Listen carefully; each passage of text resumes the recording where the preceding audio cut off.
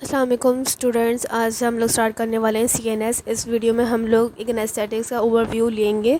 ठीक है, सबसे पहले हमें ये बताना चाहिए एनेस्थीसिया होता है क्या। बेसिकली वो सब्सटेंसेस होते हैं जो कि रिवर्सिबल स्टेट ऑफ अनकॉन्शियसनेस करवाते हैं। Substances which causes a reversible state of unconsciousness. Anaesthesia में बेसिकली हमारे पास तीन चीज़ें हो रही होती है, amnesia, analgesia and the unconsciousness and the skeletal muscle relaxes. ठीक है, एमनेसिया का होता है basically loss of the memory होता है। Analgesia loss of the pain, क्या पेन पेशेंट को फील नहीं होता। अनकॉन्शियसनेस होती है, स्केलेटल मसल की रिलैक्सेशन हो जाती है। ठीक है, एक एनेस्थेटिक बेसिकली किन स्टेजेस में वर्क करता है, एक जनरल ओवरव्यू ले लेते हैं। 4 स्टेजेस होती हैं। स्टेज 1 को हम लोग कहते हैं एनाल्जेसिया, जिसमें पेन के रिफ्लेक्सेस नहीं महसूस होते पेशेंट को। स्टेज 2 को हम लोग कहते हैं डिसइनहिबिशन। इस स्टेज में क्या होता है कि एक्साइटमेंट लेवल बढ़ जाता है, एमनीजिया होता है, रिफ्लेक्सेस जो है इन्हेंस्ड हो जाते हैं और रेस्पायरेशन जो है इरेगुलर हो जाती है। स्टेज 3 को हम लोग कहते हैं सर्जिकल एनेस्थीसिया। इस स्टेज में क्या होता है कि हमारे पास हम लोग इस स्टेज पे सर्जरीज होती हैं। इस स्टेज में क्या होता है कि अनकॉन्शियस हो जाता है पर्सन। नो पेन रिफ्लेक्सेस, कोई पेन रिफ्लेक्सेस नहीं महसूस होते इस पेशेंट को, और जो रेस्पायरेशन रेगुलर हो जाती है और ब्लड प्रेशर मेंटेन हो जाता है। इसलिए इस स्टेज में हम लोग सर्जरीज कर रहे होते हैं। ठीक है, अब स्टेज 4 की बात कर लेते हैं। स्टेज 4 को हम लोग कहते हैं मेडुलरी डिप्रेशन। इस स्टेज में क्या होता है कि सिवियर डिप्रेशन हो जाता है respiratory and the severe system, cardiovascular system. ठीक है, अगर ये हमारे पास ज़्यादा डिप्रेशन हो गया तो क्या होगा, पेशेंट की डेथ भी हो सकती है। इसलिए इस स्टेज को प्रिवेंट करने के लिए फार्माकोलॉजिकल मैनेजमेंट करते हैं।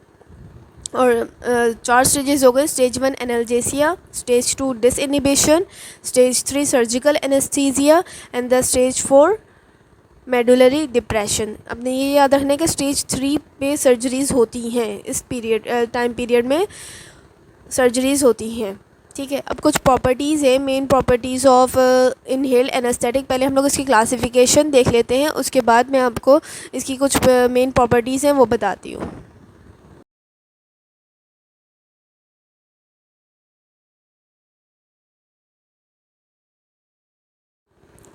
एनेस्थीसिया को हम लोग बेसिकली 2 पार्ट्स में डिवाइड कर रहे होते हैं, जनरल एंड द लोकल। इस वीडियो में हम लोग बात करेंगे जनरल एनेस्थीसिया की।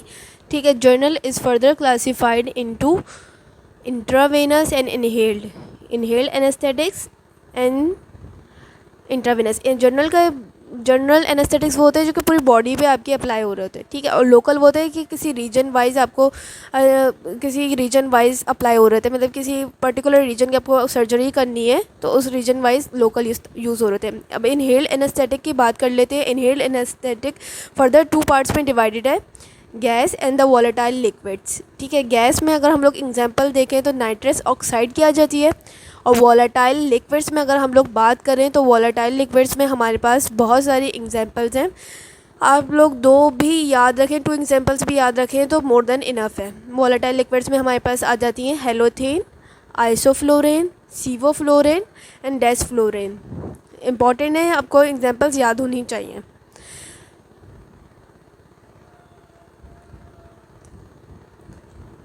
अब हम लोग बात कर लेते हैं इंट्रावेनस की। इंट्रावेनस जो है हमारे पास 5 कैटेगरीज़ में डिवाइडेड है। कितनी इनहेल्ड हमारे पास 2 कैटेगरीज़ में डिवाइडेड था, इंट्रावेनस हमारे पास 5 कैटेगरीज़ में डिवाइडेड है।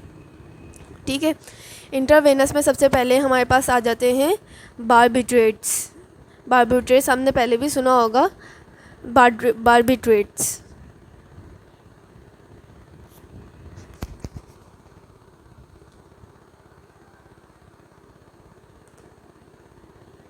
इसकी एग्जांपल में हमारे पास आ जाती हैं थायोपेंटाल, थायोअमाइलाल एंड मीथोहेक्सिटाल। 2 एग्जांपल्स तो आपको एटलीस्ट याद होनी चाहिए, थायोपेंटाल, थायोअमाइलाल एंड मीथोहेक्सिटाल। ये मुश्किल नहीं है, अगर आप लोग एक दफ़ा देखेंगे, 2-3 दफ़ा देखेंगे तो आपको याद हो जाएंगी।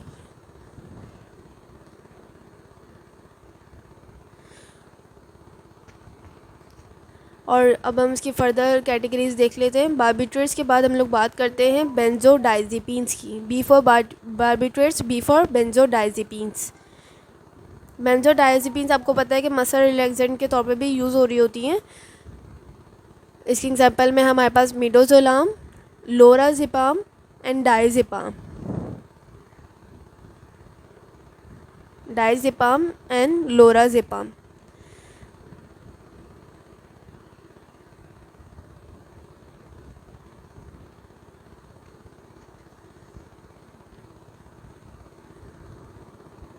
अब हम लोग बात कर लेते हैं डिसोशिएटिव की। बेसिकली इसके एग्जांपल में हमारे पास एक बहुत इम्पॉर्टेंट एग्जांपल, इसको बहुत डिस्कस किया जाता है, कीटामाइन। ये बेसिकली फिनाइल साइक्लाइडाइंस है ये, लेकिन हम यहाँ मेंशन नहीं करेंगे, ये हम अब फर्दर अलग से पढ़ेंगे तो मैं आपको उसमें बता दूँगी। डिसोशिएटिव कीटामाइन। इसके अलावा एक और ग्रुप होता है हमारे पास मिसलेनियस। इस ग्रुप में हमारे पास आती है एटोमाइडेट और प्रोपोफोल। ये भी बहुत इंपॉर्टेंट ड्रग्स है, एटोमाइडेट, प्रोपोफोल तो बहुत पूछी जाती है।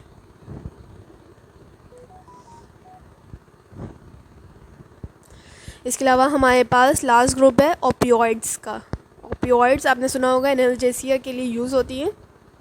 इसके एग्जांपल में हमारे पास बहुत इंपॉर्टेंट मॉर्फिन और फेंटानाइल,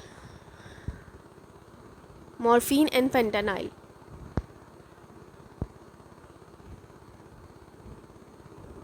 हम लोगों ने बात करी कि हम लोग एनेस्थीसिया को हम लोग दो पार्ट्स में डिवाइड करते हैं, general and local. Generalised anaesthesia को फर्दर दो में डिवाइड करते हैं, इनहेल्ड एनेस्थेटिक एंड इंट्रावेनस।